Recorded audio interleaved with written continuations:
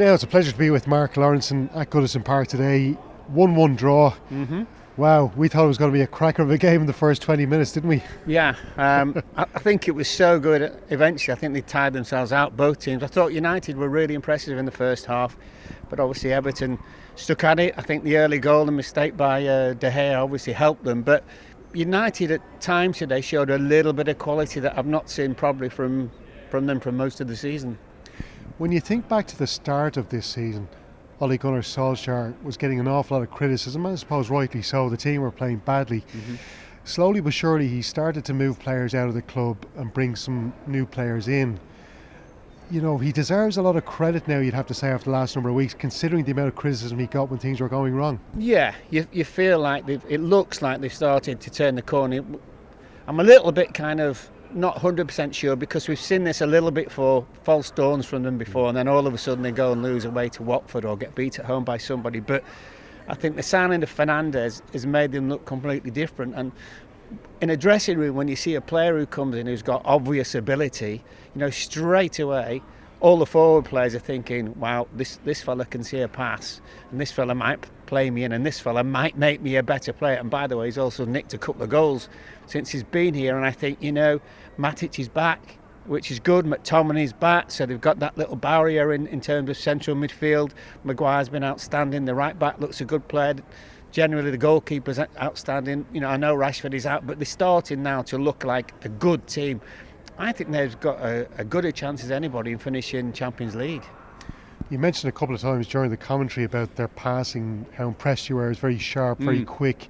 They're trying to get the ball forward as much as possible. Is that down to the new players coming in, or is it down to a lot of coaching by Solskjaer off the field? I think it's down to Fernandes as much as anything, because they've had, is it Pereira in there, Mata in there as well. And Fred, when we've watched Fred, and Fred started today and did okay. When we watched Fred before, he kind of looked like a little boy lost. But again, now it looks like he's come alive. No, I think sometimes you just have one player and it kind of sparks the whole thing. They've got loads of pace. They've got players missing today. James, Rashford, obviously, is also a big miss. But all of a sudden, in midfield, they look like they can construct passes. They're all quick. They've all got a good touch as well, and if they need to scrap, they've got as I say, McTominay and Matic, and then you've got obviously Lindelof and Maguire, etc. So all the parts of the components of the team are starting to look better. Yeah, you mentioned Lindelof, Maguire. We have to give credit to their back four. Like, I know he's played with a back three as well a couple of times over the last number of weeks, but yeah, I don't think he'll do that again. Yeah, I think now when he looks at the makeup of his team, he doesn't need to, because he's got that barrier in front of the two central defenders. So I would think his use of a back, I think that'll go now. That'll disappear. Is Ancelotti in a kind of a similar situation to maybe what Solskjaer was in when he took over at Old Trafford? Because Everton went on a spending spree over the last 4 or 5 seasons. Every player they bought was 50 million. I think every player was 50 million. I think amazing. They've nearly spent over 400 million pounds now since Moshiri came in and took over the ownership of the club. Farhad Moshiri, I should say.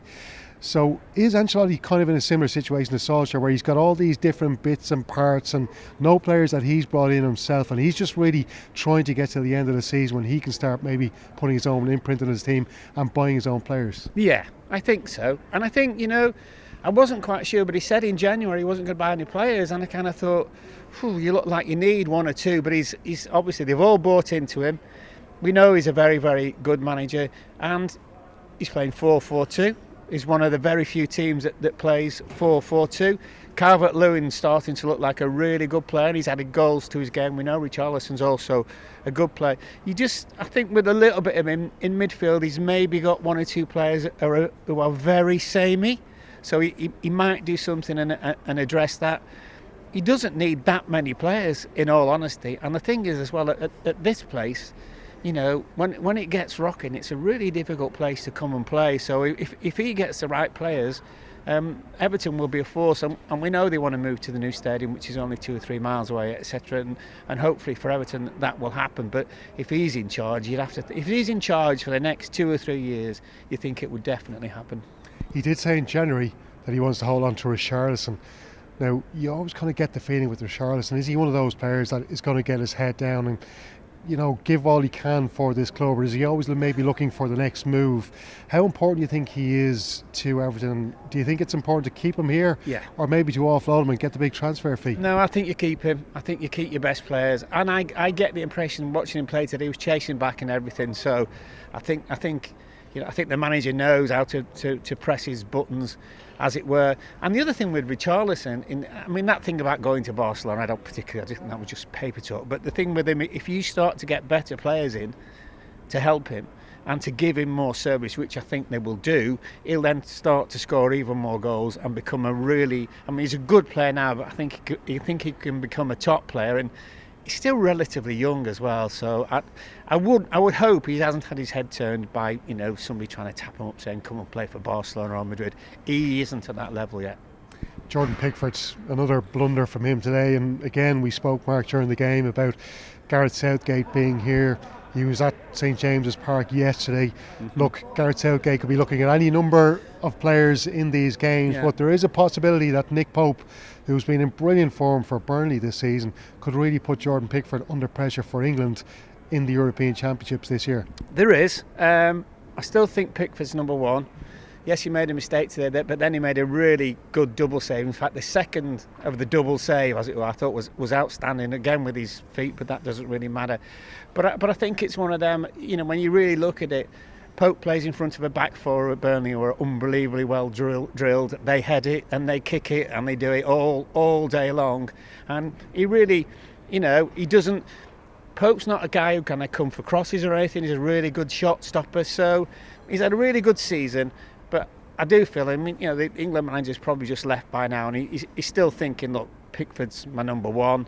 And I think it's like anything, but I just think with Pickford sometimes he's a little bit immature in terms of not just on the pitch but off the pitch, and he just needs to keep his head down because he's a very, very good goalkeeper, and I think he's probably the best English one there is. He just made a few mistakes, but it's like anything, especially over here. If you make a mistake, you get absolutely slaughtered. But the fact he can recover and make a double save towards the end, I still think he'll be England's number one. Now, from an Irish perspective, really sad to see Seamus Coleman going off injured today. Look, we'll hope it's not a really serious injury that will keep him out of the big playoff this month against Slovakia. But if he was to miss out, it would be a big blow. But as we saw again today, Matt Doherty scoring for Wolverhampton Wanderers against Tottenham Hotspur.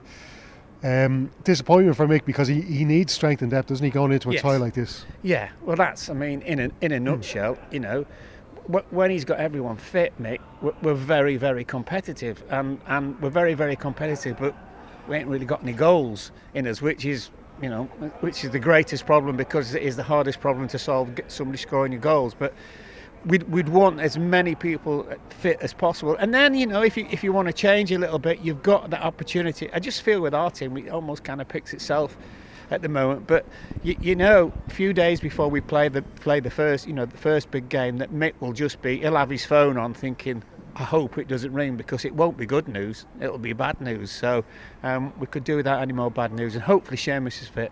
Yeah, Mick seems to be reluctant though to play Matt Doherty from the start of games if Seamus Coleman is fit. And as you said, we need goals. If you've got a player like Matt Doherty scoring goals, then surely you have to try and squeeze him into the team somewhere. Well, do you for one player alter the system? That's the question. And Mick's not like that. Mick's I played with him for a long time, and I think he's a very good manager. A very good manager. Mick's not for bending, and he can suggest all the things you want to him, but he's got a way of playing, and as a manager he's done a very, very good job wherever he's gone. So I don't see him changing the team. He might just say to Doherty, look, come on, play right back, but maybe you can't bomb on all the time, kind of pick your moment. So hey, we'll wait and see. Troy Parrott then as well coming on today for Tottenham Hotspur. As you spoke to Joe on the radio about it, coming on the 90th minute, he's not going to do too much from there. Look, Mark, from your own experience, if he's in this situation in the summer where he's at the club, he's after signing a new contract, and if Mourinho's going to be still there and he's starting to get frustrated, he's not getting games, should he just be looking to go out on loan in the summer? Yeah, no, absolutely. I think, it's like we study here at Goodison, but across the road at Liverpool, they've let one or two of them out, and they've let them out for a few years, because the other thing with the club, it's a two-way street, because Some of the players, look at Harry Wilson, who's at Bournemouth. He's not going to get in Liverpool's first team. He did well at Derby. He's done really well at Bournemouth. And, you know, if they sell him for 20 million, it's paid for the academy. And also, until you let players out, you know, you don't. Where do they play? That's the other thing. So they play in the under-23s. Well, that doesn't really mean a lot. They need to be playing. The Championship's brilliant. You know, I'm a massive Preston fan. I watch loads of Preston, and there's loads. You see loads of loan players. That's the only way you can see that they improve. And by the way, when they leave and go back to the parent club, they suddenly realise how big the parent club is, how good a club it is. But listen, it's for the football club, it's a way of making money, and it's a way of looking at those players and judging them and saying, like, Liverpool want Champions League players. Do I think Harry Wilson will play in the Champions League for Liverpool? I very much doubt it, but he might go and sign for a Burnley or whatever to 20, 25 million, and it's a two-way street, but they have to play because they have to prove themselves, and they want. It's no good playing.